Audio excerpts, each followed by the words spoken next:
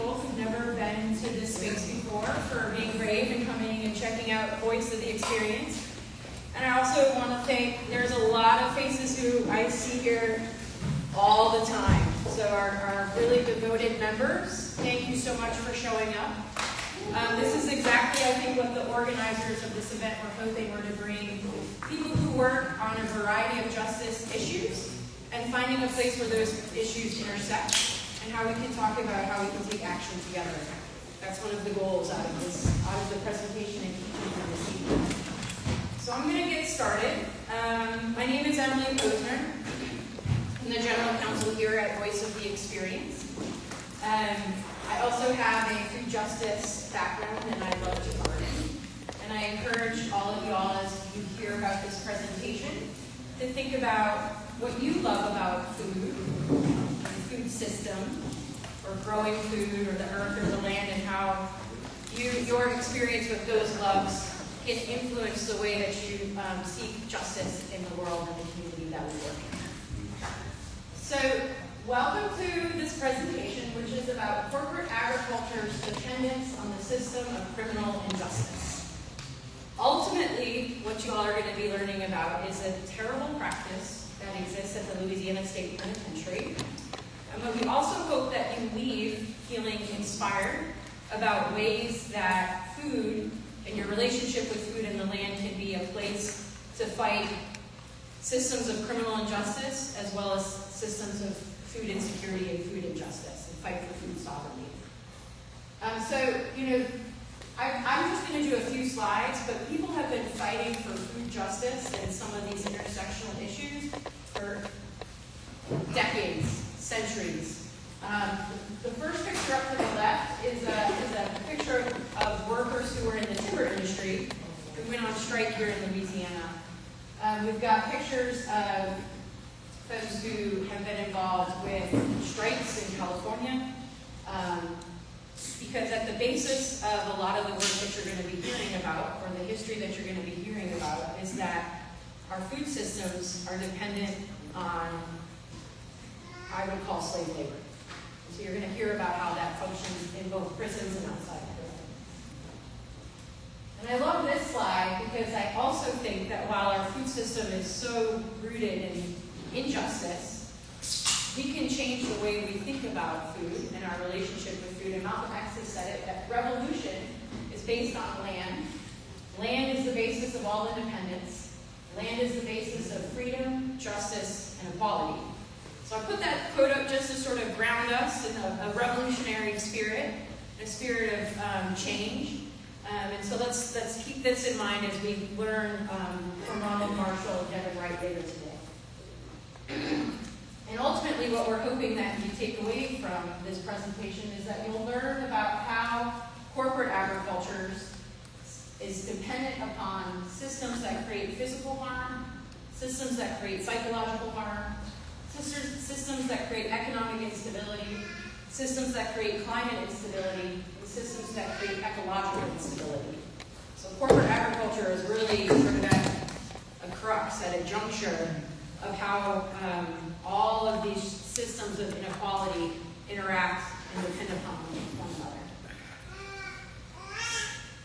So for those of you who have not been to this space before, welcome again. This is Voice of the Experience, and we are an organization that is founded and run by people who are formerly incarcerated.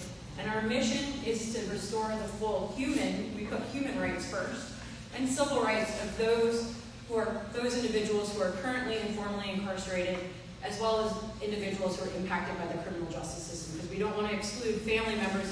There's family who may have never been to prison or jail, but those family members are at the crux of supporting their loved ones who are impacted by the criminal justice system. So our goal is to restore all of those individuals' full human and civil rights. You're going to be learning about a lawsuit that we're involved in to end the Farmline. And that's why we're here today, about why we should end the Farmline, and then also how to dream bigger, and how that we can come together as a community. We have a really big crowd here today, so we'll see where we're at the end of the day. But I encourage you that if there's someone that you don't know, to introduce yourselves, because we've got a lot of movement people in this room, but we're rarely all in the same room together. So be brave and introduce yourself to someone that you don't know, because the goal out of this is that together we are stronger. So hopefully that's another goal out of tonight's event. So with that, I am going to pass the mic to our first presenter, Mr. Ronald Marshall, who is Vote's Chief Policy Analyst. Good night, everybody.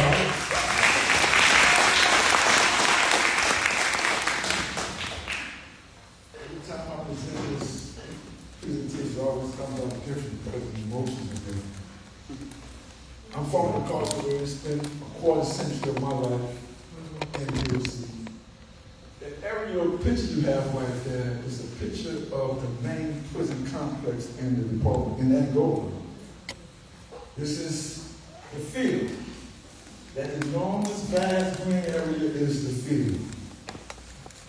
And today, that field operates precisely like a plantation. Men are forced to work under the threat of violence, under the threat of racial terror, under the threat of degradation, and dehumanizing conditions. So we're going to go through this PowerPoint here, and just to teach you about some of the horrors that exist from prison politics and slave politics that are happening in our modern society today in Angola. And it just didn't exist in Angola, I want to say that. In every prison in Louisiana at one time, there was a Farmline. Because of budget cuts and laying off correctional officers, it would window, and I think the only one that remains now is Angola. That might be mistaken. The Farmline. Live in Angola. This is a historical picture right here. Take a look at this picture and tell me, what do you see? You see a man on a horse with a gun. That's the threat of violence.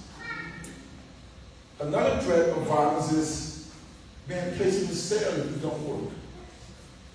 It's forced. This is not volunteer work. Every person that arrives in the Department of Corrections, their first job is this field, this Farmline. And the purpose of the Farmline is to break not only the body, not only the mind, but the spirit of every individual that enters the Department of Corrections. That is the underlying purpose of the field. It's to break you. To let you know that you're no longer in control of your mind, you're no longer in control of your body, you're no longer in control of your spirit. You're under control of the Department of Corrections. It's a very repressive regime. So what is the Farmline? Number one, it's mandatory agricultural labor assignment. You walk for long hours in the hot sun, oftentimes with no water and without proper attire. That means your boots that they give us, if you walk for a year, you're going to sure enough have cones on your feet. You walk for 2 years, your feet don't swell. You walk for 3 years, you might have to use foot cover. That's how bad it is. Men often complain about feet problems because of the type of boots that they give you to walk these long journeys. Then it's hot. The reason it also exists is because these men are forced to work under extreme temperatures, sometimes 110, 120 degrees. The lawsuit in Junction got it down to, I think, 88, 90, I may be wrong, but at one time we didn't have a lawsuit. In 1999, when I was up there, we was going to field at 120 degrees. And we created a cooling system. We would wear hoods. It would be 120 degrees. And we would put a hood on. And when you're sweating, the cooling system is your sweat. Underneath the hood, it keeps your body cool while you're working in that hot sun. And men right now today are still wearing hoods. And the field, you think they're crazy, but they're not. That's how they survive. The second thing, manual work under armed supervision. You have majority of the men that work in the field are black, color, and it's by design. You go to Angola, most of the white incarcerated men, they get jobs in the laundry, tutors, maintenance. If I apply for the same job and get denied, I'm gonna go to the field. So the majority of the guys that work in the field are black. And they're under the supervision of an armed guard who oftentimes is mean, disrespectful. And I'm not going to repeat some of the words that they use in the morning, but just imagine waking up every morning hearing the same ugly, gruffing voice. And the field never stops. It's Monday through Friday, and at one time they have what we call extra duty. Meaning if you violate a prison rule, you can lose your weekend and work on Saturdays and Sundays. So men was working from Sunday to Saturday, some of them, 7 days a week. At 7 a.m., they would go out under armed guard, and they would work from 7 to 11, come in the dormitory. At 11:15, they would do count. 11:30 is child time. Many of the men would not make it to the second child at 11:30 because from 7 to 11, they walk in the house, some body drained, they're tired. So most times they would just lay on the front and go to sleep. Sleep because they got to go right back in the field at 1 o'clock for another 2 hours and a half and come in at 3:30. And that's every day. For 10, 15, 20 years, men are forced to work in that field every day. Number 3 is a sign of punishment. I can be an inmate counsel, I can be working in the laundry. If I get a write-up, they will reassign me, and I will go back to the field. It's often used as a threat. If you don't do what I asked you to do, they're going to put your ass in the field. And trust me, you do not want to go in the field. You do not want to go in that field. That is non-stop, constant work. It's like a vacuum cleaner. It pulls you to that gate every single day, non-stop. And some days, if you're that long enough, like we was up there for 10, 15, 20 years, you would think that the Department of Correction had a rain machine. It only rained on the weekends. It never rained Monday through Friday. If it rained, guess what? It only rained on the weekends, and the rain would stop Sunday night. And then Monday morning, it's hot as hell, and you're back in the field. And I was blessed. I lived in a dorm with all the field hands, but I never saw a single day in that field 25 years. Not one time. And the reason for that, in the parish gym, I was in the cell with an old guy who was on court from Angola. He'd been down like 33 years, named Randy. Randy. And Randy told me, he was talking a lot. He told me, I was on my way to go. I already convicted of robbery. I just had to be sentenced. I was going to Angola. And Randy told me, he said, man, listen, get up there, get you a duty status. Duty status is the only thing that's going to keep you out there field. I said, how you get a duty status? Well, got some cuts on your body, got some old wounds that you can play on. I said, yeah, I got a couple of old wounds. I got a gunshot wound on my neck, a long surgical scar. I got another gunshot wound on my side. And when I was shot in New Orleans, I was a hemiparalysis, meaning I was half paralyzed. But my body regenerated itself over years, and I was able to walk and maintain full mobility. I told that to Randy. Randy said, "You can't go, you better tell him that. And walking out like you're handicapped." I said, cool. I got to Angola and saw the medical doctor, and I'll never forget. And the way I used to walk, it was like this half a man. And that's how I walked in the medical office. The doctor says, "No, what's up?" And the good thing about my medical records, they followed me from Charity Hospital to the DOC. And they saw that I was a hemiparalysis in my medical records, but they did not know that my condition and my nerves regenerated themselves. But I did not tell them that. That man gave me a duty status that barred me from going in that field. And I never been in the field, not one time. And I think the reason I give many thanks to the universe because of this. If you're in the field, you can't work on your case. You can't work towards your freedom. That field is 8 hours a day. And the other part is you're going to sleep because you got to get up the next morning to go back in the field. And some guys that didn't have that willpower to go to the law library after coming out of the field 8 hours a day. That field is hot. That That sun beats down on your back, it pulls all your minerals and nutrients out of you, it drains you. I'm talking about it drains you. And you have absolutely no right to refuse. In the morning time, 7 o'clock, they're going to say, work hard. They're going to be blowing whistles. All the questions are going to be blowing whistles. Work hard. Let's get to the field. You're going to hear that all morning for about 10 minutes. If you're not at that gate when you call your name, you get locked up. You're going to the cell. You're going to be down for a couple of days. You're going to go right back in the field. Plantation by design. So in Angola at one time, there were 7 plantations. And I think in 1901, the state purchased them and combined them into one plantation, which makes up like 18,000 acres. And men walk 18,000 acres up there today right now. And it never changed. This is the same Angola. The reason why they call it Angola because many of the enslaved people were from Africa. Or from Angola. That's why they named it Angola. And nothing never changed. It's still charting the field. We're still pulling cotton. In 1998, when I arrived in Angola, they had cotton. Okay.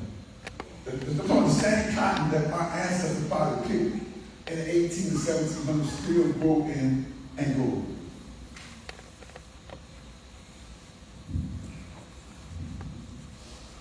Treated as animals, not as human beings, all day long. So they have this truck. If they see you not doing the work, you're not working faster, you're going to get called something disrespectful, something new. And then you're going to call the white truck. The white truck is manned by 3 correction officers, 1 in the back and 2 in the front. And oftentimes they come like you see ICE is going in Minneapolis right now today. Jumping on people, dragging them, throwing them in the back of the truck and handcuffs. That's a practice they're doing in Angola and been doing in Angola for many, many years. Right now today. Rest is good health. You don't rest in the field. When you're in the field, you're working from 7 to 11:30. They didn't even have nowhere to use the bathroom or relieve yourself.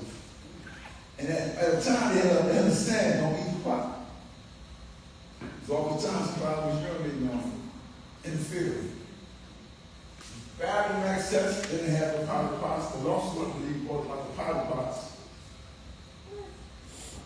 Triple digit heat, no medical oversight. That was a disciplinary rule called malingering. Malingering is pretending to have a medical issue during the hours of work. That means 7 to 3. Monday through Friday is the only time that you can catch on a lingering charge. Think about that. Monday through Friday, 7 to 3 is the only time you can catch a fabricated medical excuse. Because most times, God's trying to get out the field, and they know that. But it also hurt the guys who have true medical reasons for excusing themselves from work. And even they get caught up in a riffraff and get disconnected. If you go to the medical, you make a medical request during the hours of field work and you work in the field, 9 times out of 10 or 10, you're going to receive a disciplinary report for a name. And you can have a medical issue. You could be dying. And they will write you up.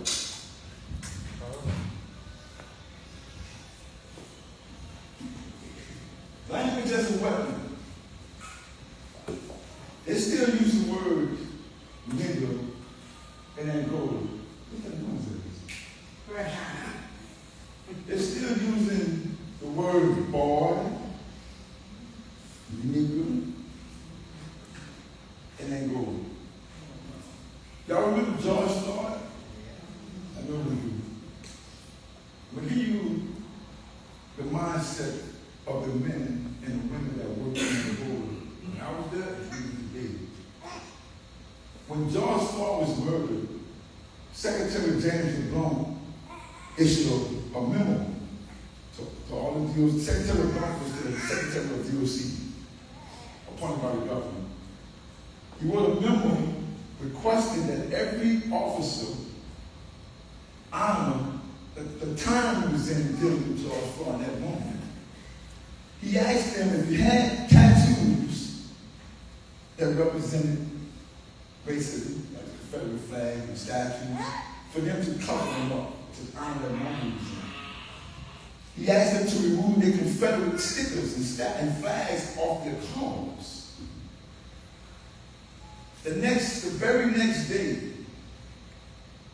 at the prison I was in, they entered the prison with their sleeves rolled up, revealing their Confederate flags and other Nazi, Swazi stickers on their arms.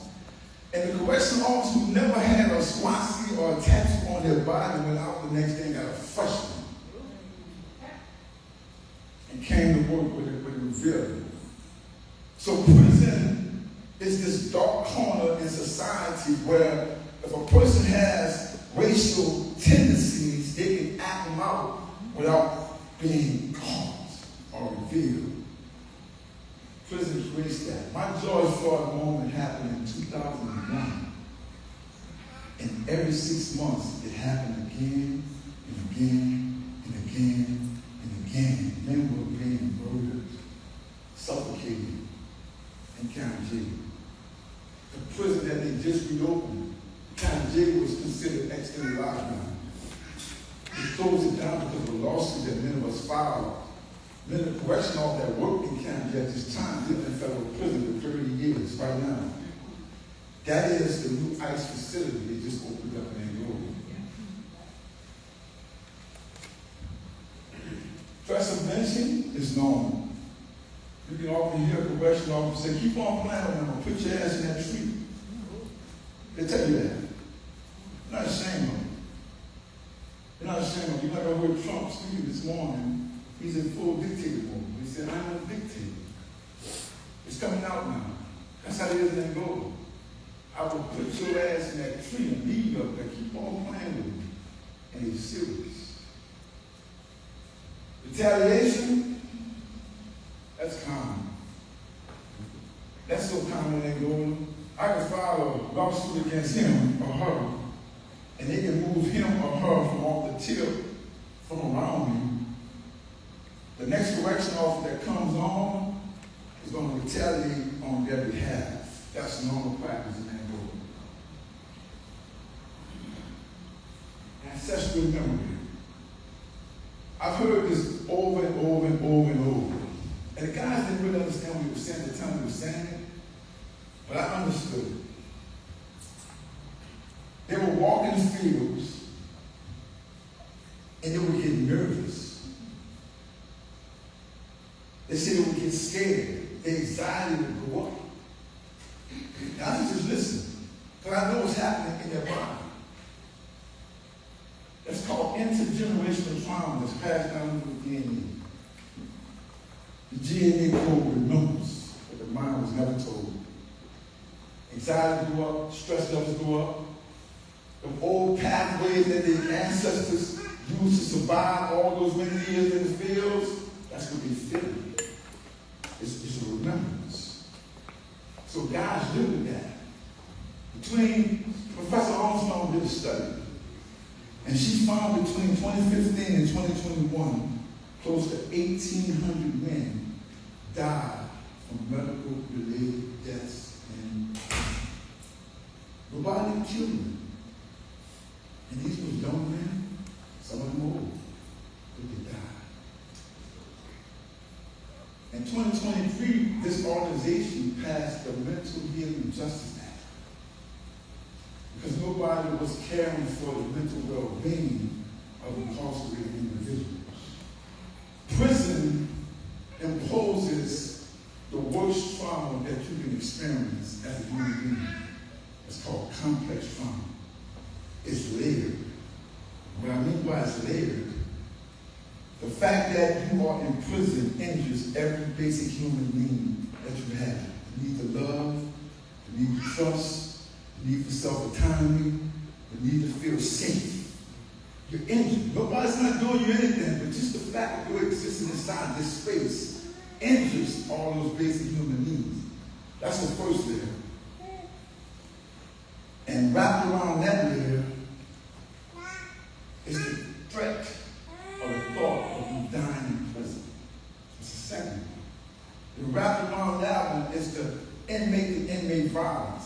They're wrapped around that one is the guard to inmate violence. They're wrapped around that you get a phone call that your mama passed away, that your daddy passed away, that your daughter's pregnant, that your son got killed.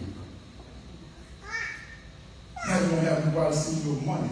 The lids keep on woven themselves around each other. And some men's bodies cannot endure that type of stress.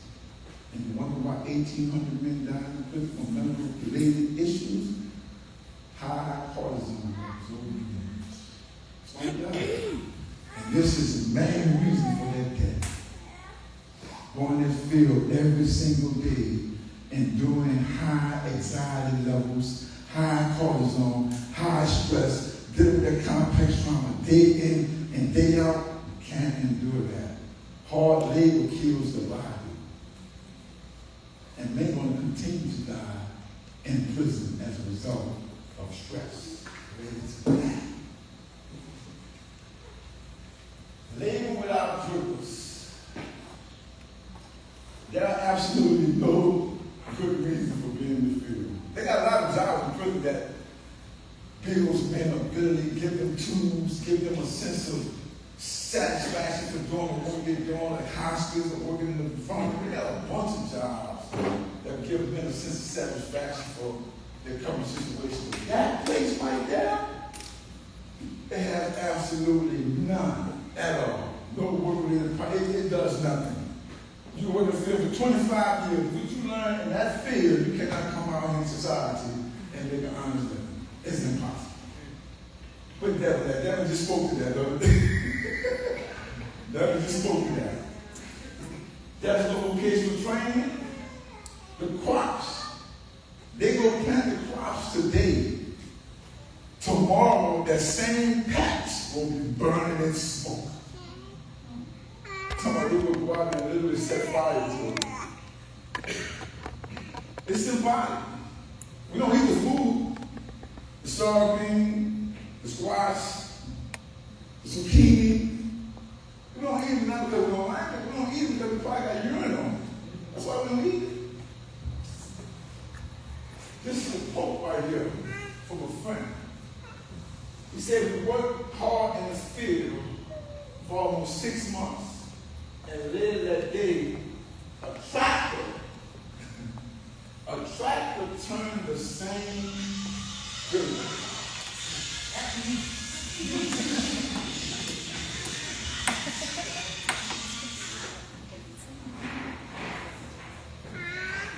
The Farmline is definitely designed to exhaust and humiliate people. That's what it's designed to do. I want you to remember something. In each and every last one of the world, you have 4 dimensions of your humanity. 4 dimensions. You have a spirit, you have a mind, you have a heart, and you have a body. That's what makes you human. Those 4 dimensions make all of us know. Your mind is education. Mind means education. Heart means passion. Spirit means legacy. And physical means your body. Instead of people were not valued for their mind. They were not valued for their spirit. They were not valued for their passions. They was valued for one thing, their body. And any time a system or a group of people devalues any of those human dimensions, they reduce you to less than human. And you become something other than human. You become a machine to be used and controlled every single day. The similarity between enslavement and that field is one and the same.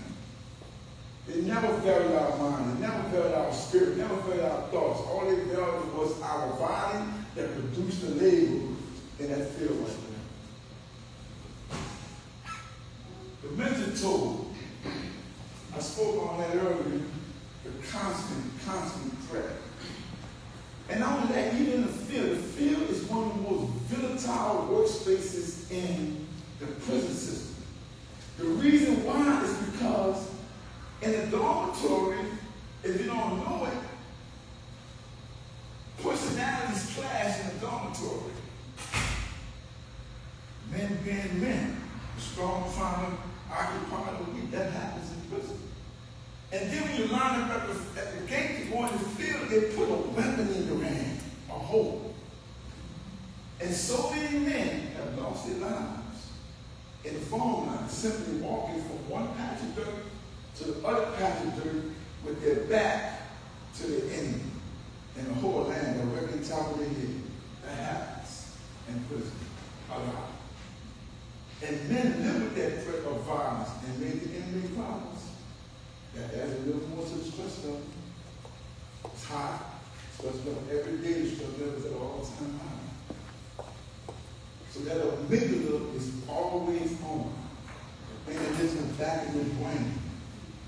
That survival instinct is always on. It's not supposed to be on permanently. It's supposed to come on for a little while, help you survive, and then it subsides. But in prison, it's always active.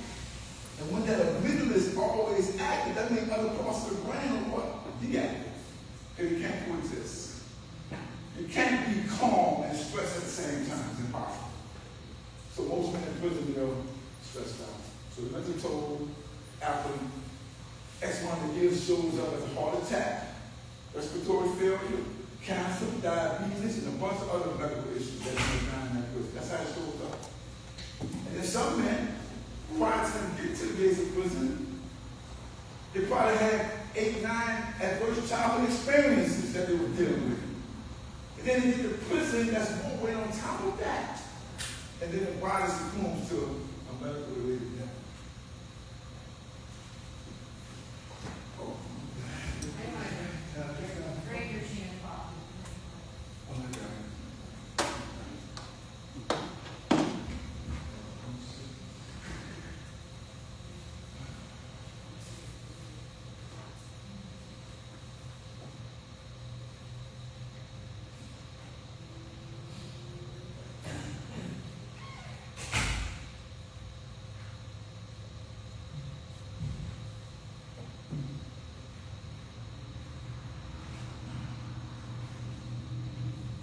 Quotes right here from men that died in prison. This is from their disposition. I tried to pull them out, but I can't see this screen here. But we have a lot of disposition from men who are witnesses in the case of voice of experience versus the blunt. And a lot of these men are my friends. I met them in prison, left them in prison. I never forgot about them. That's why we do this work at Road. This work here that we do is a remembrance of everything that we survived inside the Louisiana Department of Corrections. And I'm going to bring Emily up to just give a little overview about what the case entails. This is her slide right here. That's my presentation, y'all.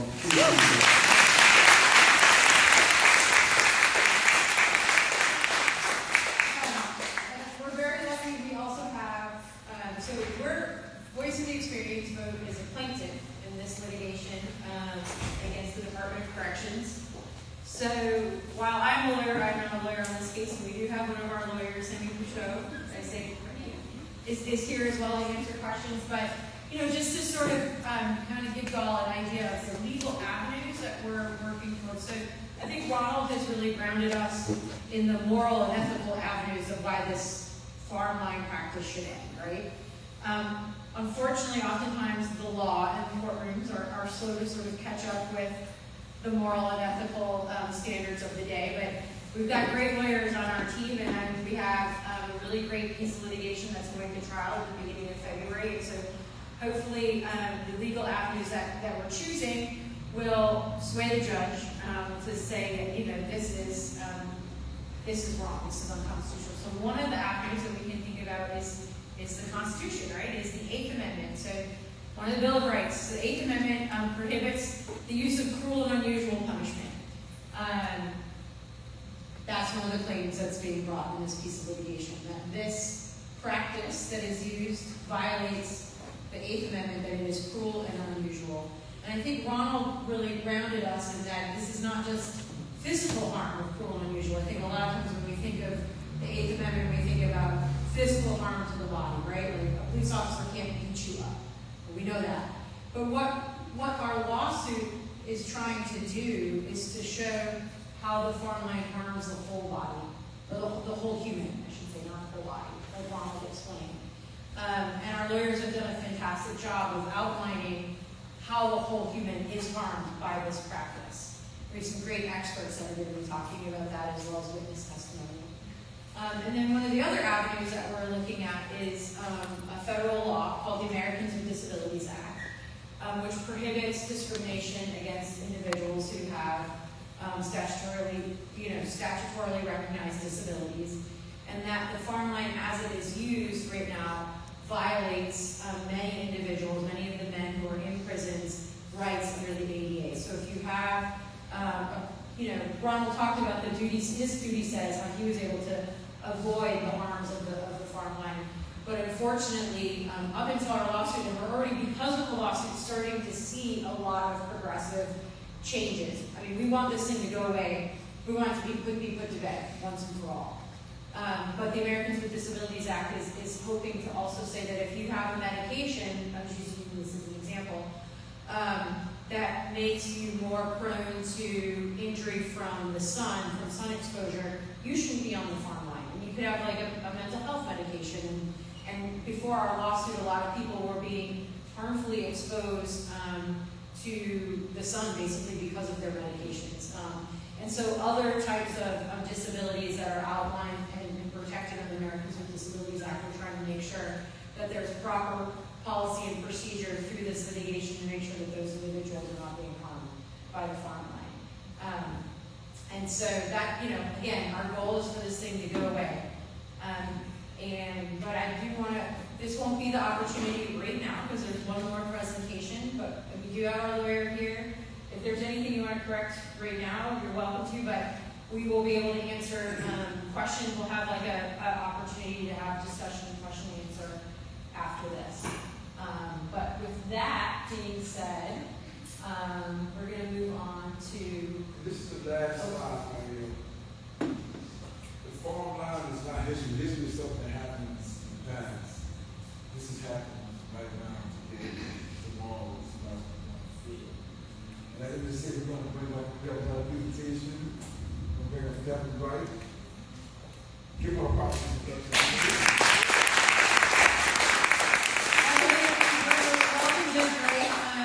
Devin is from the food justice community here and is a farmer. She'll talk a little bit about her work when we bring her up. But I just want to recognize that Devin is this idea for these types of panels really originated out of the farm justice community, and they reached out to us. We've been working on this for 2 years.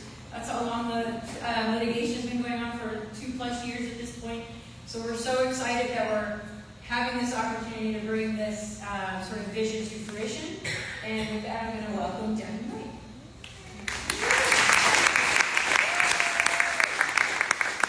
everyone. It is truly an honor to be here with all of you. I'm really excited. It's really exciting to be building this for just across our movements because we are stronger. Well, thank you. We are stronger together, facing the things that we are facing. We are going to need to traverse our industrial sector bounds. So I am a farmer myself. I run a farm in town called Rudbeckia Farm. It's named after a flower family called Rudbeckia. So I'm a small-scale farmer myself. I also work with a couple of food justice, food sovereignty organizations in town. Okay, so our goals for today with my presentation is to understand where we are and where we are going in terms of our global food system, which is predominantly controlled by the United States and United States-based corporations today. So we're going to kind of scratch the surface on that for some context. Then we're going to introduce the idea of food sovereignty for folks that have maybe not heard of it before. Also barely going to scratch the surface on that, but I feel like it's really important for us to move further and move beyond just thinking about food access and food justice, but really about self-determination and control. And then lastly, we're going to bring together that kind of food system component with what we are here today to talk about and how food sovereignty lines up with issues of incarceration. And we're going to do that by thinking through farm labor kind of more specifically. So I'm here as a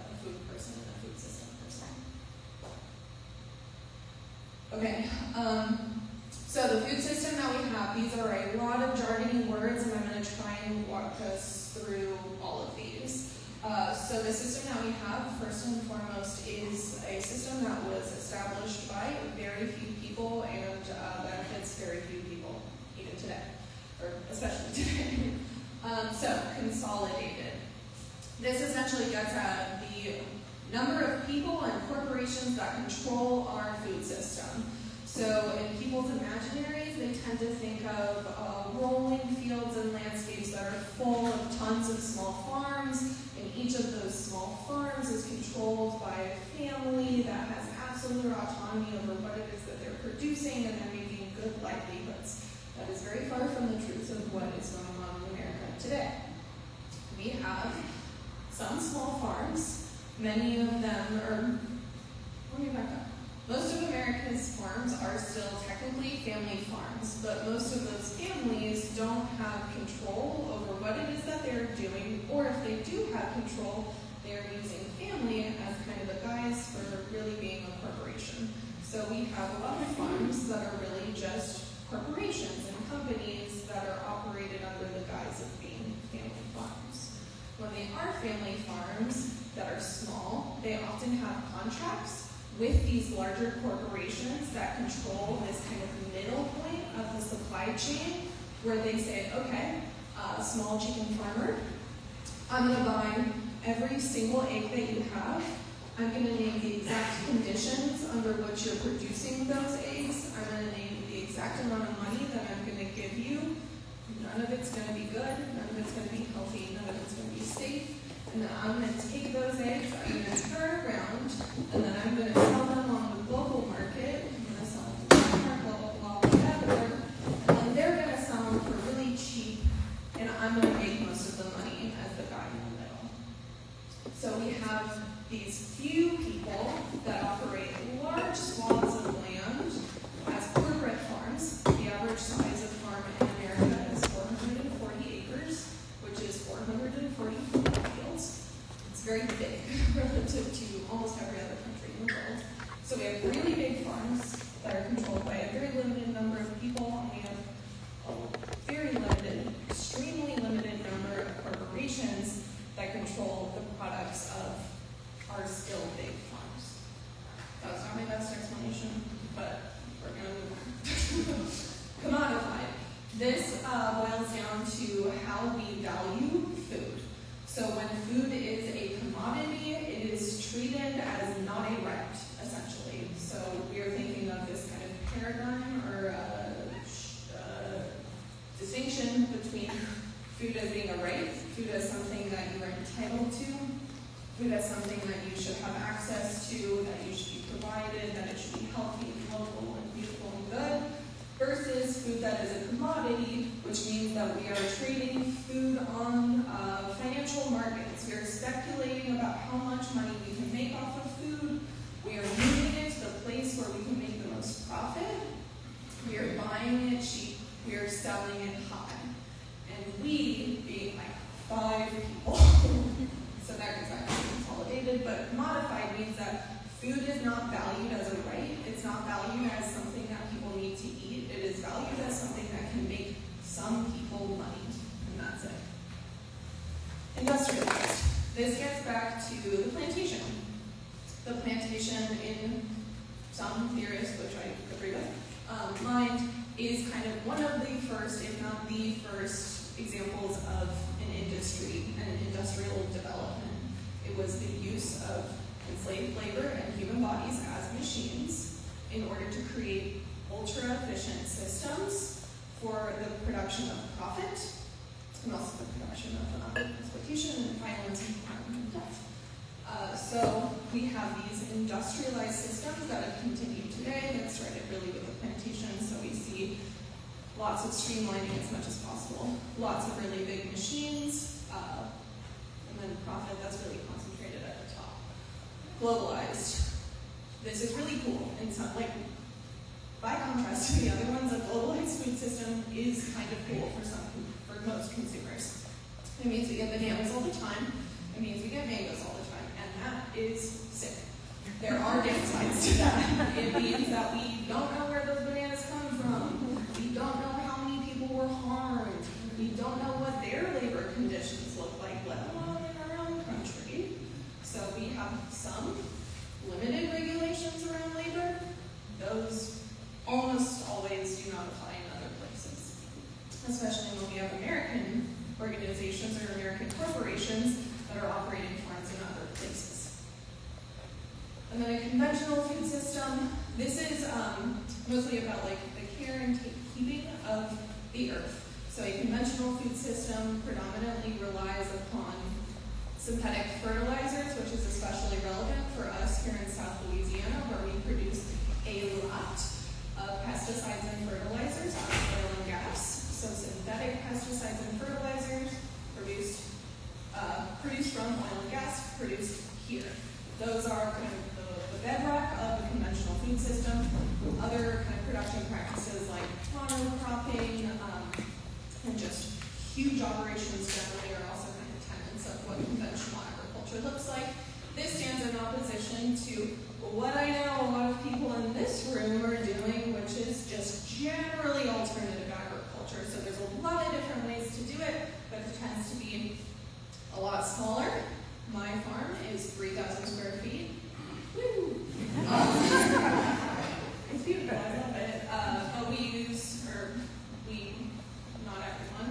The production practices that I use are very alternative. So I use integrated pest management strategies, and I don't use synthetic pesticides and fertilizers. I use a lot of composted manure. I use wood chips. I use different things to manage the threats as opposed to synthetic things. Okay, what does Louisiana grow and who grows it? So kind of trying to zoom in from this global food system that the U.S. still predominantly dominates, and specifically U.S. corporations at this point. What does Louisiana look like in terms of what we grow? So we have a super vibrant food culture, lots of people that are getting a lot of cachet out of things like Creole tomatoes and satsumas and things like that. We are no longer really investing in those industries. They are not super vibrant here in Louisiana anymore at all, and they never really have been the most profitable industries in Louisiana. So we have always been, and most states are, but we have always been a state that produces a lot of commodities.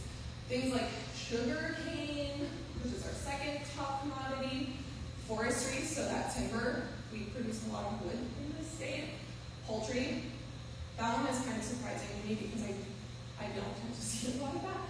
But feed grain crops is another interesting one. So feed grain crops refers to sorghum, oats, I think barley, but these are crops that are grown specifically to feed livestock. So they are not grown to go to our tables or to go into making beer or anything like that. They're grown specifically in order to just turn into a different kind of food, or to feed to a different kind of animal that will then become our food. So for the folks that are familiar with trophic levels, it turns like 1,000 pounds of grain into like 1 pound of beef really quickly. So it makes it so we can produce or overproduce a lot of stuff and find kind of outlets for products that we don't necessarily need, that don't feed people, that aren't super efficient. Okay, I'm not going to cover these, but I'm happy to share slides with folks. These are maps that show basically the regional distributions of where these commodities, I did my thing again, I just realized I got a lot of water, where these commodities are concentrated. So that top left one, that's where most of our forestry is concentrated. This one down here, obviously, is our marine fisheries products. It's coastal. Soybean production, that happens in the Mississippi Delta, which makes a lot of sense given the quality of the soils there and how profitable soybean production can be. Okay, so moving from the food system that we have. I'm sorry, I didn't quite catch that. Consolidated, commodified, industrialized, and globalized conventional food system to what we deserve, which for me is food sovereignty. When we there's some more complicated definitions that I really like that came out of the 9/11 Declaration. 2007, but I scrapped those because they're too complicated. Simply put, food sovereignty is the people, as a people, control their own food systems. So that includes from production, so growing your own food, to consumption, eating what you want, and waste. Having the waste from our food go back into our earth system so that we are also feeding the land. This is a really important part of this equation. So it's not just what we are eating, but it's also the how. So have folks heard of the term food access? Super great, super important. People need food, people deserve food. The issue that I take with it, the itch that it gives me, is that it doesn't specify anything about the quality of that food. We deserve better. We deserve to have control over, or have a say in, at the very least, we deserve to have a say in what the food is that we eat, and have some kind of input on how it's produced. That is kind of where food justice goes. So it goes one step further and says, like, I'm going to start asking questions about where my food is coming from, who's growing it, how they're being treated. Also, why are you giving me my 3rd can of beets this month? I don't want that. And then food sovereignty goes even further and says, I actually am going to scrap all of this of asking someone else for food. I'm going to say that we deserve to have our own control over our food system. We deserve all of it. And so that scales as well. So this isn't about any one individual. It's about us as a community. It's about us as a people, locally, regionally, nationally, globally, having control over our food systems at every scale. Cool. Okay. Those are the principles of food sovereignty, which are great, and I'm not going to talk about them right now. Cool. Okay. So this quote goes perfectly with the quote that Emily showed before. So Fannie Lou Hamer, we did this presentation in Lafayette, and there was like a pretty good turnout of like people who knew Fannie Lou. How about here? How many of y'all know Fannie Lou? Let's go! There's sometimes when there's not a single hand raising, and I'm like, what are you doing? Okay, so Fannie Lou Hamer, Mississippi Delta, soybean country. In order for any people or nation to survive, land is necessary. So we've got a theme now about land.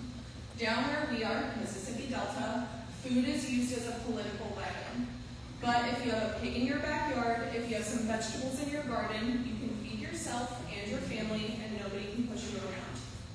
So here, we are seeing a lot of examples of food being used as a political weapon globally right now. This is not new, but we have a lot of very acute examples of food being used as a political weapon. In terms of what we are seeing in Angola, food is being used as a political weapon in terms of the production of food. The production of food is being used as a tool for continuing oppression. Yeah. Which this gets us into the plantation economy, like I said before, as being the birthplace of this kind of intersection that we are at, or we are looking at really acutely right now. It's the birthplace of the American carceral system, and it's the birthplace of the American food system as we understand it today. So this is where, like I said before, where we have industrialized agriculture starting. This is where we started to see really heavily monocropped lands. It all started here in Louisiana on the plantations in this place. So if we're moving from how did we get from plantation, and not how did we get from, but what happens when you transition out of plantations post-emancipation into today's food system. The plantation economy relied on free labor. So this is actually not super different today. American agriculture still relies on free or damn near free labor. So when we're thinking about the plantation, and so there's like, okay, emancipation, how do we man our farms? We get as close to free as we possibly can. And so what that looks like today is, these are four categories. It's not like all of them, but these are kind of the main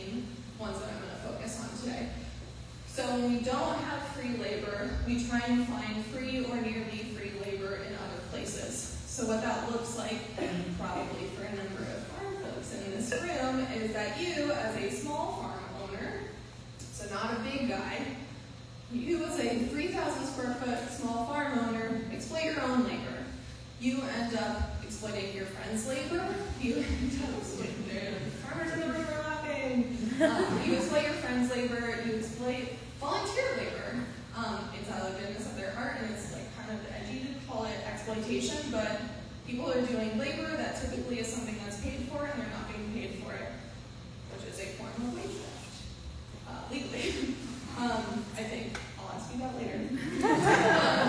Yeah. So to be totally clear about like what I mean by farm owners are exploiting their own labor, it takes me so long to produce barely any food.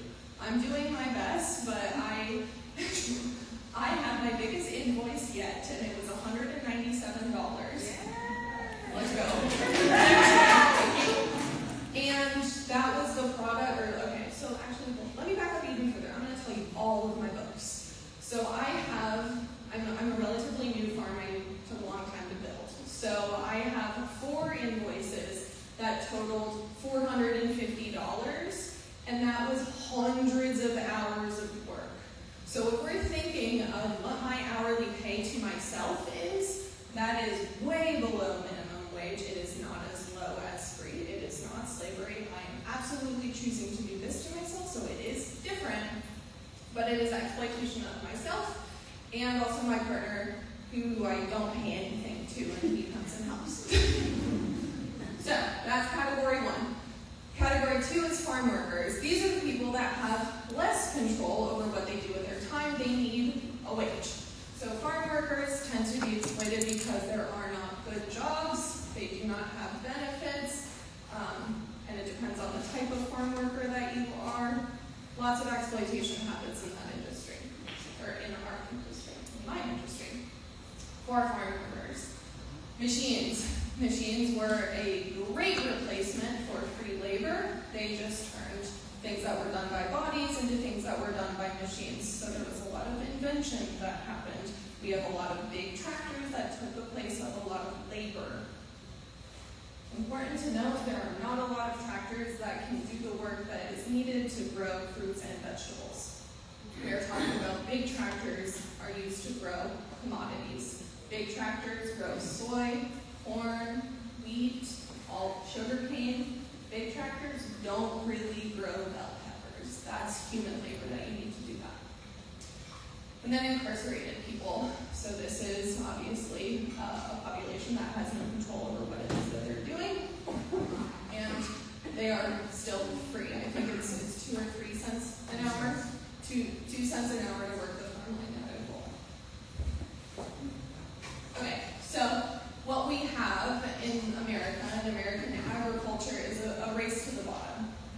So we have labor that we are trying to get as cheap or free as we possibly can. And these are 2 populations that are going to pop out because they have a lot of similarities in how they are, the conditions of,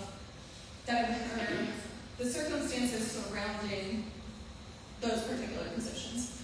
So both migrant farm workers and incarcerated farm workers are easy to exploit legally. Both have really limited rights and regulations under the American legal system. So there's exemptions within OSHA, there's exemptions within other workforce regulations and things like that for migrant farm workers and incarcerated farm workers. The explanation given for migrant farm workers is that we as a nation must protect our food supply. How can we value the people that are doing the labor to bring us our food? We have to make sure that we have our food. So those 2 things, I'm not doing a good job presenting the opposition's viewpoint because it is stupid. But basically the idea is that they're like, we need to protect our food supply. We can't possibly value the labor that is doing that because they're not the people that are ultimately growing the food, right? It's just an excuse for profit making. So migrant farm workers, just to back up a little bit, like definitionally, these are folks that are migrating to the United States from a different country. They tend to come from a lot of different places, but a lot of the folks that we have in our state are from Central and South American countries. They are the bedrock of American agricultural labor. It is 85% of the national agricultural workforce is migrant farm workers. So these are people that are coming here to make sure that we have food to eat. That's 2.4 million people total. About 50% of those folks are undocumented and 50% have work visas through H-2A typically. Within Louisiana, it's 13,000 H-2A workers. The H-2A visa is bad. It mirrors like sharecropping and enslaved conditions in a lot of ways because it puts the employer in almost absolute control of these people's lives while they are here working. So the employer, for 10 months a year, this person comes to work at a farm, often in a rural place, removed from communities that know and love them, removed from places where they speak the same language, removed from any connection to a bureaucracy that might help them or make clear to them what their rights are. So these are folks that are essentially floating islands for 10 months out of the year. The conditions that they have to work under are almost completely, at the behest of the employer. So the employer is in charge of their housing, the employer is in charge of making sure they get medical care, their employer is in charge of making sure that they have access to transport.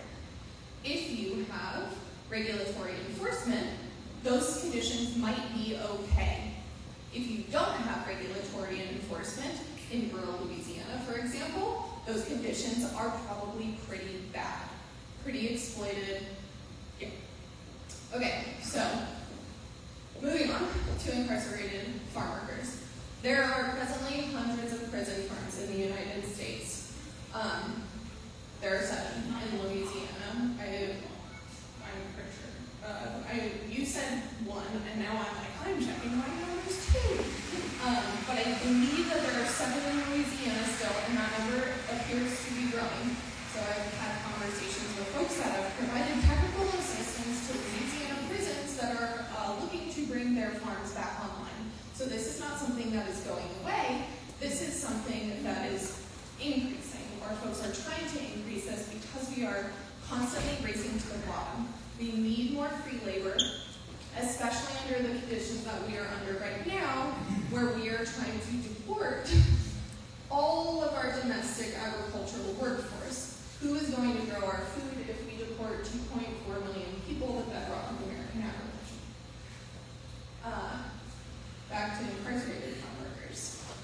So we don't know how many people are involved, or my best understanding based on my research, I am so nervous having an expert in the room.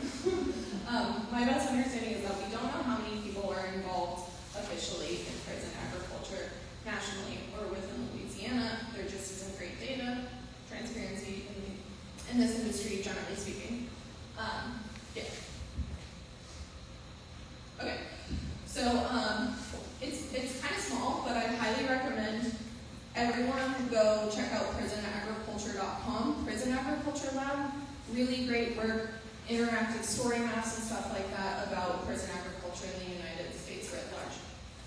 This map is a map of every prison in the United States that has food and farm, or like has forced prison labor doing food and or farm work. So each of those colors corresponds to a different type of food or farm work. There's like livestock, there's like growing specialty crops, which are fruits and vegetables, there's row crops, which are the commodity crops, and then there's processing.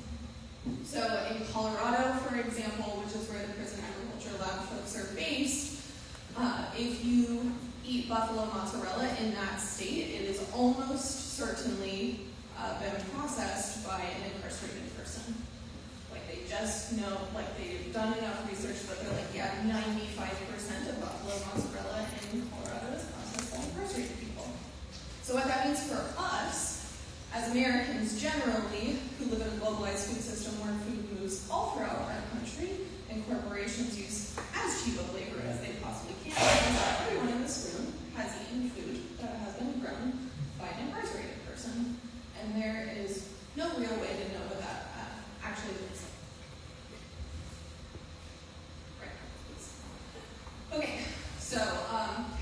deal? How do we take the next step besides doing lawyer work?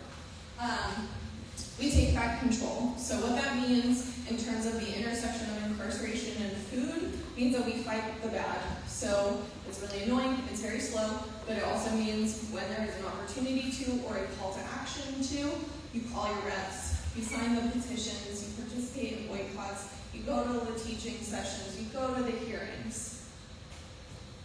We also show each other through examples and imagining the future that we want. This is really beautiful work that I am super honored to be part of in Louisiana and in America generally, is being part of the folks that are doing food operations or food projects that are different than what American agriculture looks like. There are a bunch of people in the room right now that are doing really incredible things to show their neighbors and their community what food should look like. So that was like growing your own food at home or joining a community garden or a bunch of other stuff. And then lastly, caring, which is, like an obvious thing, and it feels really woo-woo and hokey, but it is so important to remember right now. It gets very more difficult every day to keep caring about everything that is coming at us, particularly when it's outside of our area of expertise or what we know.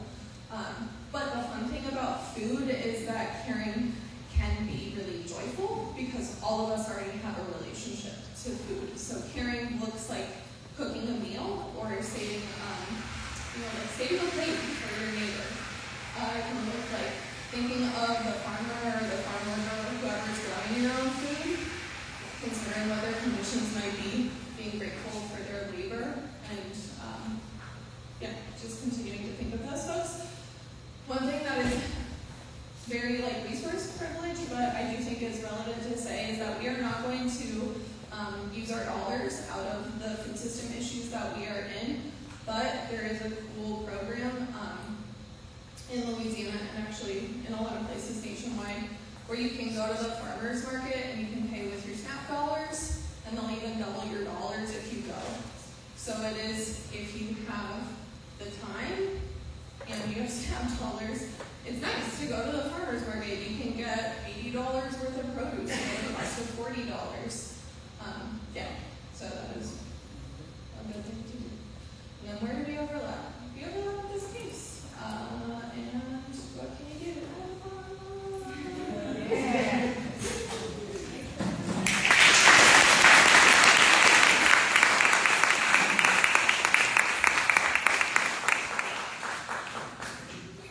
So I think one thing I can do that was amazing. Let's just give it up for our presenters one more time.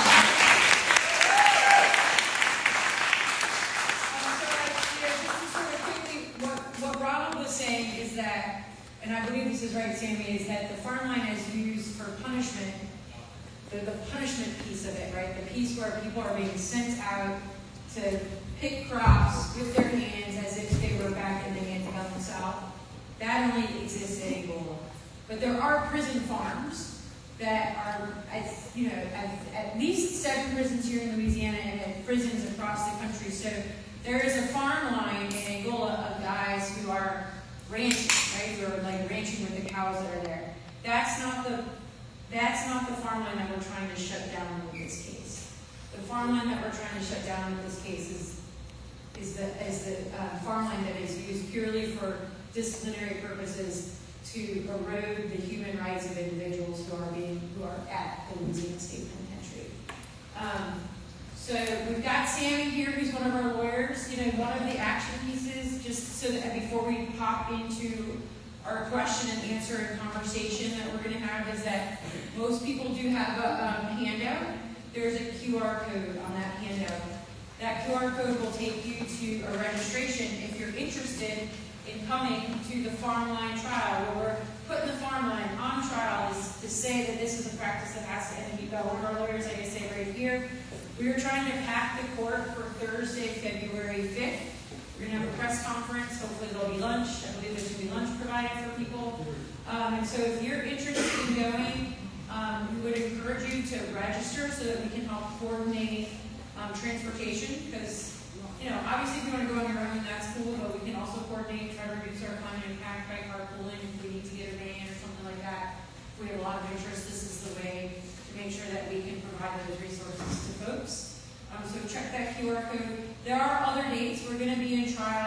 February 3rd, 4th, and 5th that week. So if a different day is a day that you want to go, select that day in the registration. So same thing, if we see that we have 10 people from New Orleans that want to go on Tuesday, February 3rd, we can try to help coordinate to, you know, if you need a ride, we can try to connect you with someone who is going up. So check out that QR code. I don't know, Sam, if you want to say anything to get us started, but you know, start thinking about the questions and comments that you want to share with our crowd today. So I'm going to turn the mic over to Sam. Good evening, everyone. As Emily said, I'm Sammy Couchot, lead counsel on the case from the Promise of Justice Initiative. And I don't know if you knew this, but the prisonagriculture.com resource that they shared is actually from one of the experts that will be testifying in the case on that first week. Dr. Josh Sabika is founder of the Prison Agriculture Lab, and he has now assessed the Farmline based on this litigation and will be testifying to his conclusion that the Farmline, even among all of the prison labor that he has documented and studied, is different and is purely punitive. And all of these other places obviously have exploitative practices that are problematic, but he, through his expertise as someone who literally studies this, being able to say, look, this is purely punishment, this is not actually farm. And there are other types of farming operations, as Emily mentioned. There's ranching, there is like commodity farming in Angola that tractors are used, and people who are not first getting to Angola and not being paid 2 cents an hour doing that farming. There's also issues with that, but the farm line is at the bottom of all of this. And so I'm happy to answer any questions about the cases. Like I said, we'll be at trial for sure on February 3rd through 5th, and then we're going to come back the next week, February 9th, and probably the 10th. But we get to done our case, like our case will probably mostly be done that first week. Besides Monday morning, we'll have one expert testifying about the heat conditions, Dr. Susie DeSalas. So we'll be for sure there on February 9th. We'll be the 10th, and I'm happy to answer any questions. I really don't have what I got comment. Unlike Ronald, who never went in the field, unfortunately, I was in the field. I've done almost 20 years up there in Angola. And I don't want to put nobody on the spot, but we got some good, faithful members. I'm going to just ask them how long you've done. Mike, how long have you done in Angola? 45. How many? 45. 45. Bad, how long have you done? 52. 52. Bunch of years in the field, right? And her son 35. So, you know, we definitely hope y'all understand what we're trying to do and support it. We thank y'all for coming. Me personally, I thank you for coming. By the way, I don't know if I introduced myself. My name is Eugene. I'm organizer with Boca. One of the things that Rhonda also mentioned about was malingering.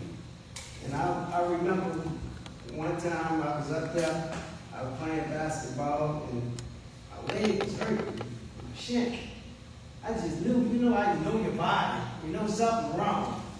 But when I went to the infirmary, the guy looked me up, like you said, from the land. He said, oh, ain't nothing wrong with you. So, fortunately for me, I knew a guy that was working, another inmate that was working in the x-ray room. So I got him to do an x-ray on me without security knowing. And come to find out, my shin, I had it, wasn't broken, it was fractured. So, you know, all of that Ronald mentioned and our attorneys mentioned is true. It's still going on. That was in 1981 I went. And I got out in 99. And it's still going on right now. I just wanted to share it with you. Thank you.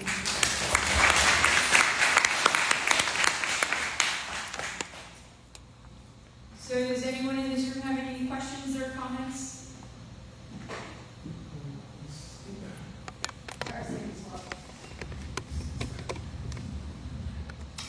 I know there's a lot. I mean, you said 2 years that you worked on this, but can you kind of talk about how it began, like what you did during those 2 years to get to now?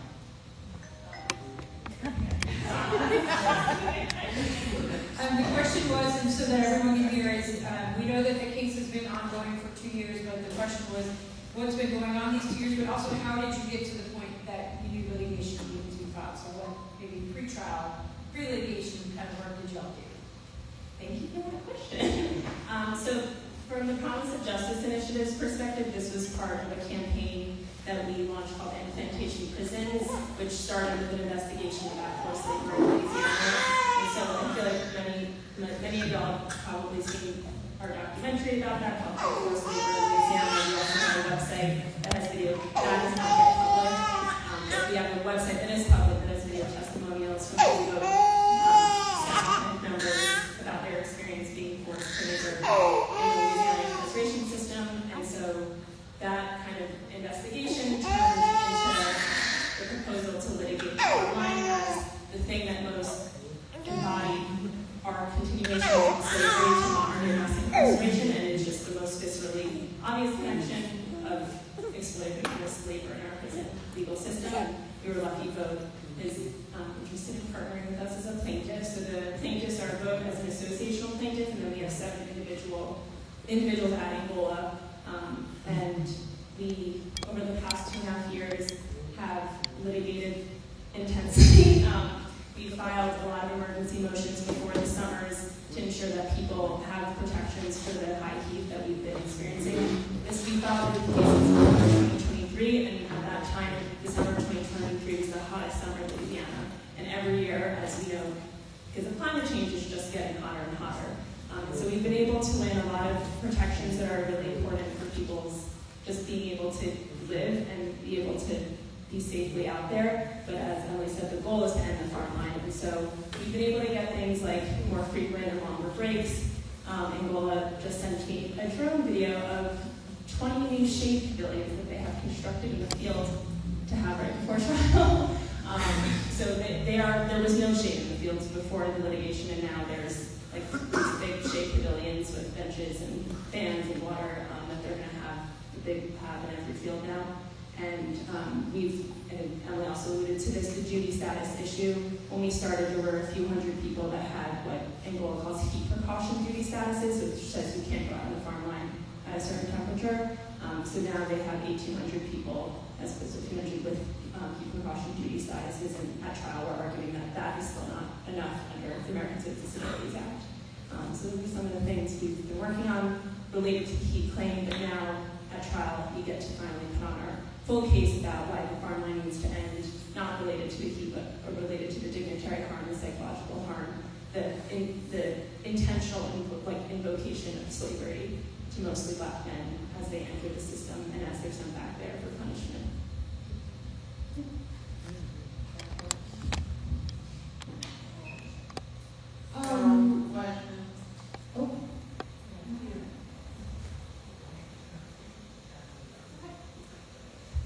My question is, what would the Department of Corrections argument be against this? I mean, you mentioned that Angola was unique amongst the other farms, and knowing this map, I think a part of this motive, the motive behind the farm, like it's job training, which this is not, it's rehabilitation, which this is not.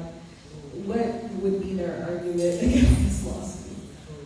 So they say that they need to run the farm line to feed the prison. So the farm line vegetables and fruits that are harvested are not sold on the open market. The commodity farming that happens is on the open market.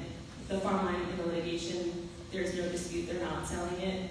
They're only using it to feed the prison, but they say that it generates millions of dollars of cost savings for them by not having to purchase the food. So that is their official answer for why the farm line needs to exist. But even if that is your answer, it doesn't. So then you don't need to. If that were the reason, you could run it in a way that's a vocational program and not a dual disciplinary force. But that is. And why don't we go here and compete? I just want to know what Promise of Justice is that, because I'm sort of Is your office still in Elysian Fields was the question?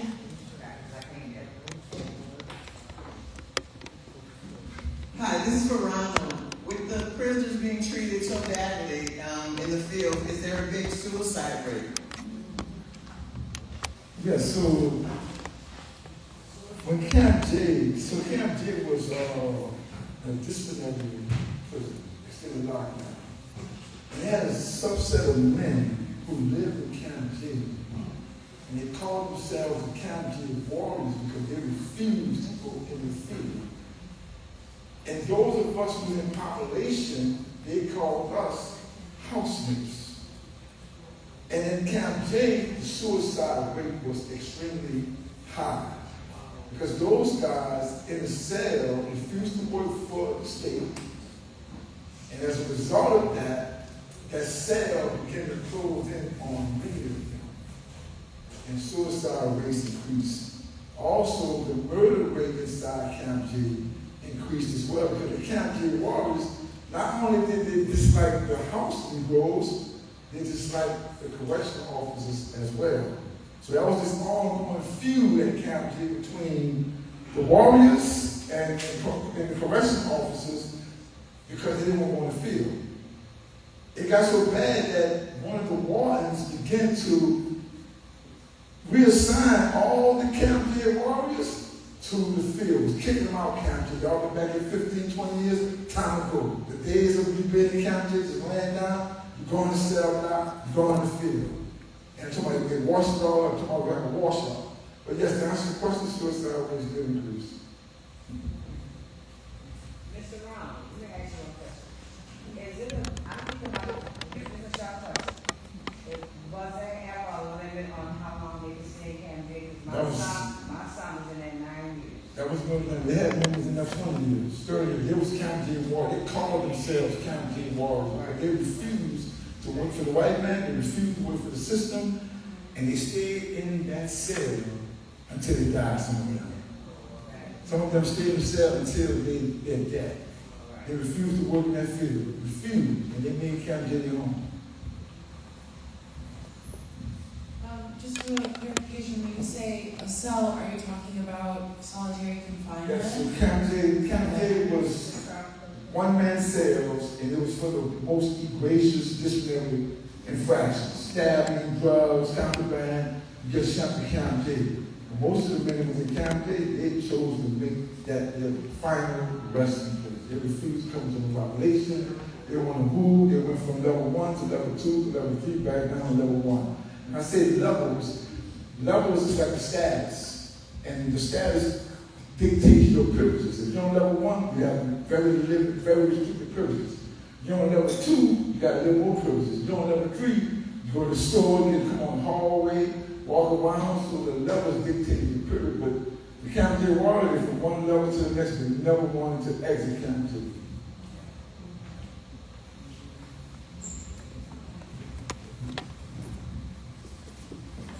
Can you speak to forced labor in the ICE detention camps in Louisiana, including Mountain ICE Camp J? I cannot, but I don't know if there are others in the room who can. I know Camp 57, I only investigate the Farmline in Angola, but the way there was a moment of intersection when they were setting up Camp 57, they had the Farmline lay the grass outside of it, and so we had a site inspection when the judge came to Angola to see the Farmline himself in September, and because of that, we were able to get him to go to Camp 57 and drive around to try to see it and have a federal judge there. But in this case, we aren't allowed to explore more than that and know what's going on within Camp 57. So I cannot speak to someone else here. If I can add to Sandy, I was on the call with some attorneys who were fighting against Camp 57. And the basis for their litigation is that Camp J was closed down by a judicial order. And that judicial order still stands today. So they was trying to see how the governor of Louisiana could circumvent a federal decree that banned Camp J from ever housing anyone again. As I explained to them on the call, I said, hey, listen, I know for a fact that Governor Landry or his minions did not do anything to improve the conditions other than slap some paint on the wall and the balls and beautify it and open it up. It's still the same Camp J one-man cell with rusty walls. It's the same way. It's the same way. So this just needs some I don't know what's going on in ICE detention, but I know that the order to reopen it is in violation of a or order to close it down.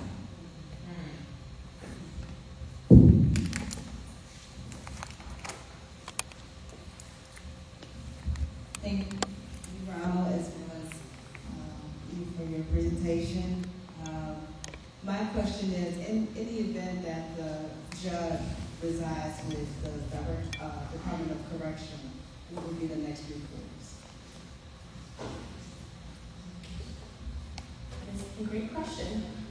So I think that is why we are having a press conference on Thursday, February 5th on the courthouse steps, because the law is not with us. Like, it is, the prison has changed a lot of things on paper of how Farmline has operated since we filed the lawsuit, and under the law, that is arguably enough. Like, there's a thing called deliberate indifference, which means you have to, like, know you're doing something bad and, like, intentionally doing it. And so they're going to argue, look, we're making so many steps to improve what it's like out there. We can't be, there's no way you can call us deliberately indifferent anymore.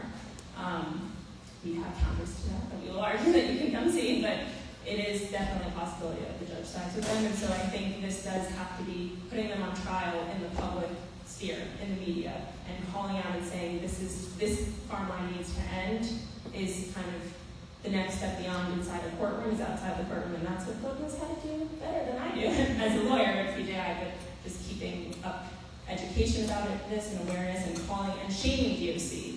Like, if the law won't tell them they can't do this, we as the people of Louisiana can say, we don't want, this is being done with our tax dollars. Like, we don't want this to be happening in our name.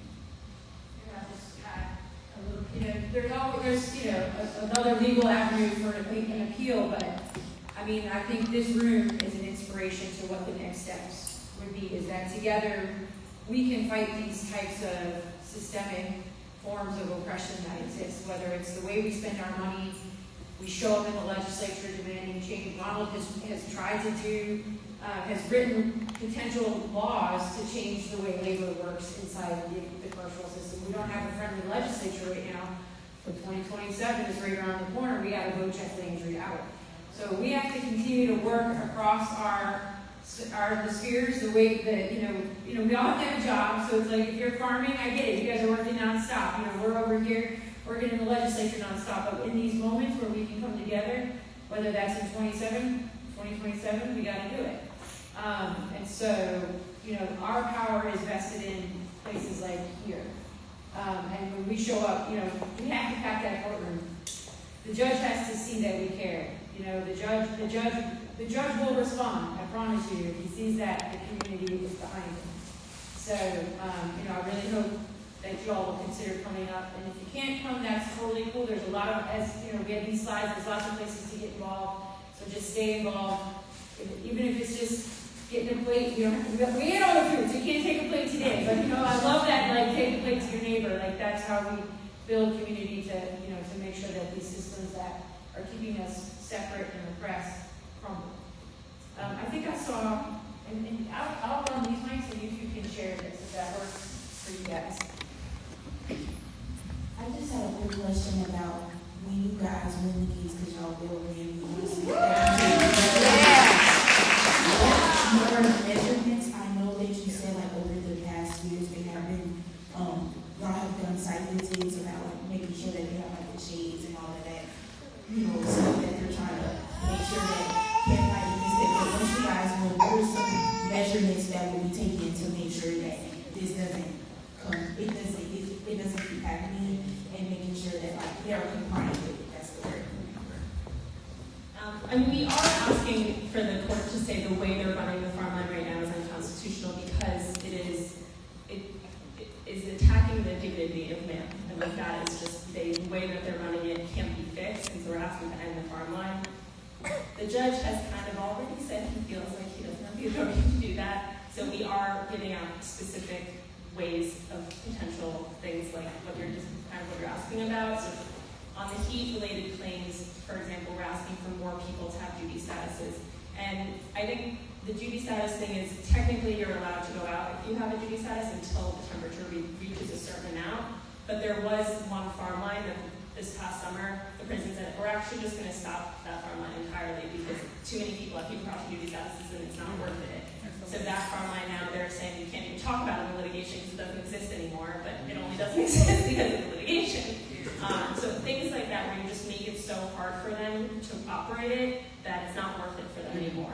So we're asking for like if people with heat precaution duty statuses, like they shouldn't even be sent out at all if it's forecasted to be the temperature that there is their policy, which is 88 degrees, as Mama mentioned, that you have to bring them back in, which you say, well, they shouldn't be sent out at all because we have evidence of this summer where it took them an hour to bring people inside. So they were sitting out in the sun after it hit 88 degrees for another hour before they were brought inside.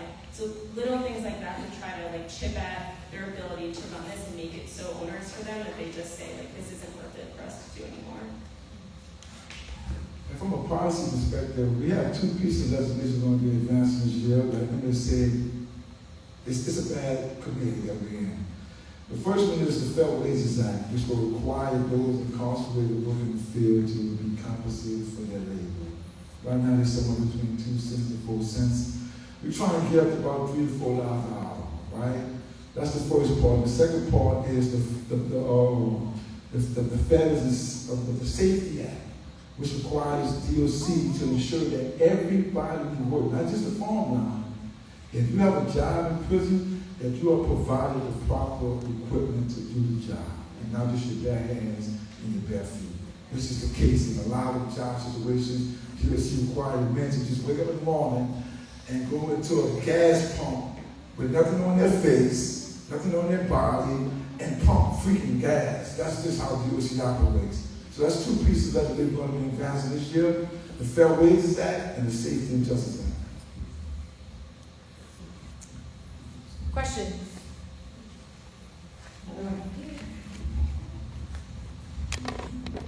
I think this was mentioned at a previous learning session, but why was Prison Enterprises removed from the case? I can't speak to that. So Prison Enterprises, for those who don't know, is the for-profit arm of DOC. Yes, we have a for-profit arm of our state entity that runs the prison system. And so we sued them initially because we thought that they were involved in running the Farmline, and then as the litigation progressed, we learned that they have zero involvement in running the Farmline because the Farmline isn't run for profit. They're not selling the vegetables and fruits that men are forced to harvest. And so Prison Enterprises oversees the commodity farming at Angola, which is soybeans and run with tractors. And so once that kind of came out in evidence, we agreed to dismiss them as a plaintiff because the only involvement they have is that they give out incentive wages to everyone for every job, but they don't have anything to do with the Farmline specifically and how it's operated. Okay, what are the protected exclusions with OSHA? You mentioned that they don't have exclusions for incarcerated people, and is OSHA a potential avenue, should the case not go the way we want it to, is that a place to go down that path in the future? So OSHA doesn't apply at all in prisons, which is the problem. Strangely, though, Could you just tell people what OSHA is, just in case folks don't know? I think it stands for Occupational Safety Hazard Administration, yes. And so that is like a regulatory agency that has safety measures in place that most workplaces have to follow, but prisons don't have to abide by OSHA. My understanding is that under the Biden administration, they were getting close to OSHA was working on rules for heat protection standards. So right now, there actually aren't heat standards through OSHA, and so we actually have one more heat protection than OSHA have in this litigation for the Farmline, which is kind of strange. But it is a problem more generally that OSHA doesn't apply in prisons, and I think that is a great kind of advocacy tool that we can use to say why shouldn't it? Like how are incarcerated workers different from other workers? And just to add to that, just so everyone is aware, farm workers are also not protected under OSHA. So here's another great place, like we have this federal agency that's allegedly supposed to protect working people, and like this huge labor force that provides our food, whether you're incarcerated or free, are not protected under OSHA. So lots of limitations there, but just wanted to point out that connection. Y'all were talking about dreaming bigger, and I was wondering, after you win this case, is there avenues charted to turn what was formerly the Angola Farmline into something rehabilitational? Because I know San Quentin has a rehabilitational program that's centered around farming, so I'm just wondering if there are any like plans or thoughts or dreams about rehabilitation. I leave that to my clients. As a farmer coach, because I don't think you can use anything concerning farming in prison as a rehabilitative tool because they're going to reject it. It's caused human harms over the years, psychological harms, physical harms. If you actually incarcerate a man, if they would ever accept farming as a rehabilitative tool, they probably laugh in your face. They hate it. I'm talking about they hated it ever since. And that's because, I just want to point out, and I think Devin's presentation really kind of emphasized this, is that farming in this country is tied to industrial agriculture, and industrial agriculture's origins is in slavery. And so if we rethink the way we think about farming and our relationship to food, perhaps we can get to a place that the relationship to land and farming can be a place of rehabilitation and healing. But until that connection is destroyed and our food is not connected to the commercial system or to the remnants of slavery, it's hard to marinate those two things. So I don't know that we have the answer, in this room, but part of that is that work of breaking down those historical barriers.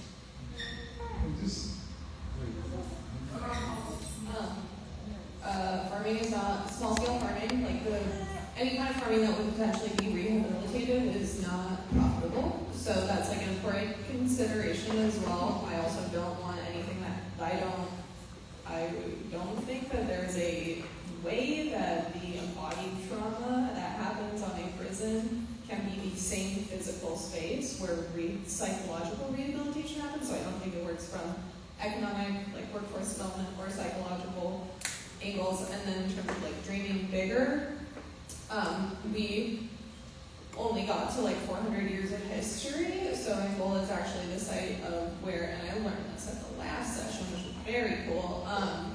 It was formerly a Homa and Tunica village. So it's the exact site. So it's layer on layer on layer of genocide, oppression, and exploitation. So I think that is for me, where I would look for rehabilitative. I'm oh, this is actually a land back thing.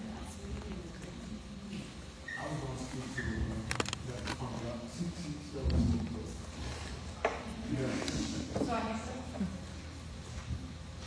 I guess within the same vein, I am curious about the abolition thought process within this case.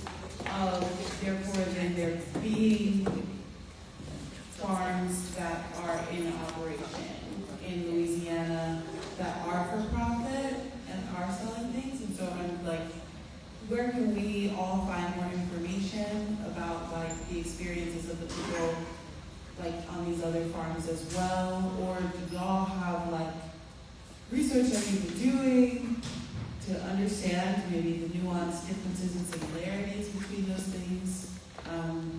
Yeah, this is just a general question that I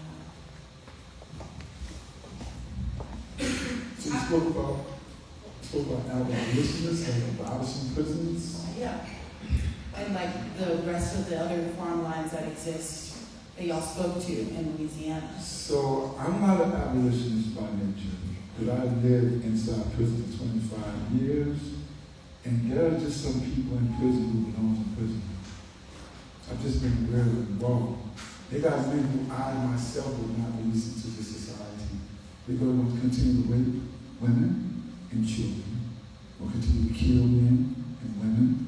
They have no place in society. I've lived in a dome with them. I can walk down on men, actually sit amongst, it's a cult.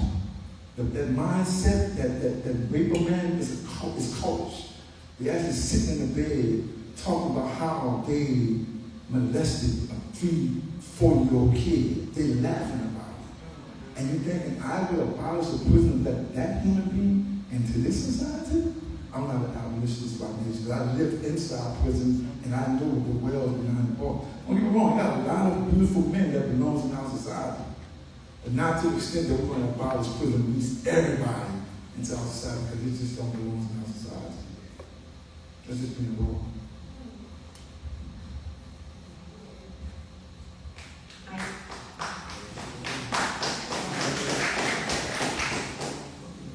I do think the prison agriculture, like, I think that is the resource that I'm pointing to, prisonagriculture.com.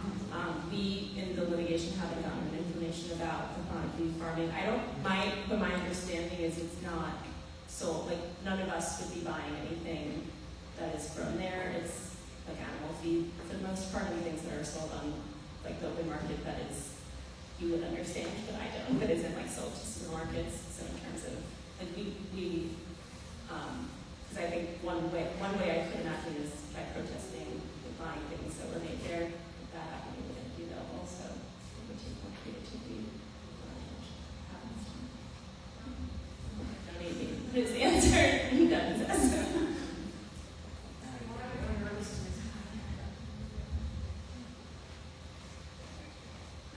Hi, Nadia. Okay. Someone asked about how can you get more information. You know, I went on Google and I just put voice of experience versus blah, and it comes up with a whole lot of information. Even at the end, if you click on it, it has when they first started and all the litigations that went on with it. So you can get more information about the discussion tonight. And real quick, about more information. So every first Wednesday of the month, we meet in this building here. We have a community meeting for people who don't know. And our first February coming up, we got a community meeting. It's the first Wednesday of every month from 6 to 8. And you can also go to a website called Work-Wise if you want to understand how the prison industry corporation is balloon. Got almost 5,000 corporations that's feeding on free and cheap prison labor. And the name is called Work Rises. And at the time you click on the website, there's a click here that says database. And it's going to give you all the corporations in the world that feed off cheap labor. And you're going to be surprised at the names of the corporations: Victoria's Secret, Walmart, Verizon, AT&T, T-Mobile. There's 5,000 of them. 5,000 of them. You mind if I piggyback a little bit on that? So I think for me, the crux of whenever I attend one of these types of teach-ins, and what Ronald was just getting at, so there's an AP article that talks about the corporations, that you could Google AP in this litigation, that directly ties the food corporations to prison labor. So to me, what we're exposing here is the connection between prisons and corporate capitalism and our food system. And so for me, when I think about abolition, I think that there's a spectrum, right? Because we work in this with litigation, right? Like I'm going to use this as an example. I did this with solitary confinement too. Like you start the litigation with this goal of like ending the farm line, but we know that court systems are so conservative that you may not get that ultimate goal, but if you can chip away here, maybe the ultimate goal will come through movement, policy, litigation, media, like that whole strategy, right? But until we can truly sort of assess and break down that intersection of corporate capitalism and its intersection with prisons, food, we won't really ever be able to have a true conversation about abolition because we've over-incarcerated our population to a degree that we can't have that conversation that, like what Ronald was talking about well, how do we manage people who should not be in society. But we can't have that conversation because we're spending billions of dollars over incarcerating our brothers and sisters in a system of corporate capitalism that allows slave labor to still exist in 2026.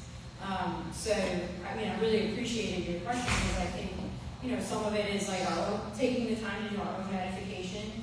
How do we spend we won't, like Devin said, like spend like spend our own individual way. It's like the same concept of like if I only walk to work, maybe climate change will end. No, like you end the prison industrial complex system, or you end like systems of war to end climate change. Like I'm not going to walk my way out of climate change, even though I don't think I will. And so I think it's getting groups of people like this together, thinking through that. I mean, collectively, our economic power is much more powerful than just me, myself, going to the farmer's market. Like collectively, maybe we can grow our own potatoes together, and it's more of a community effort rather than exploitative labor effort. If that makes sense, I'm hoping I'm trying to answer your question a bit here. But also, I started this session off with like make sure you introduce yourself to somebody new, because I think that's part of this is like heading in the next direction is like how do we build the system of the world that we want, the community that we want, and it starts right here because there's some pretty amazing people in this room, but we don't all know each other, and so I think I'm gonna close it up unless someone has a really burning question. You can also come talk to me. And you can talk to Sammy, but not too long because it is 8 o'clock. But we can give our information out, come back to our organization, go by PJI at 1024 Latham Fields. And everyone's always welcome in this space. Our office is on the other side of this complex in Suite A, right next to the mural. So thank you all for coming. Also, I just want to, hats off to Sandy, to Tevin, to Ronald for being so brave.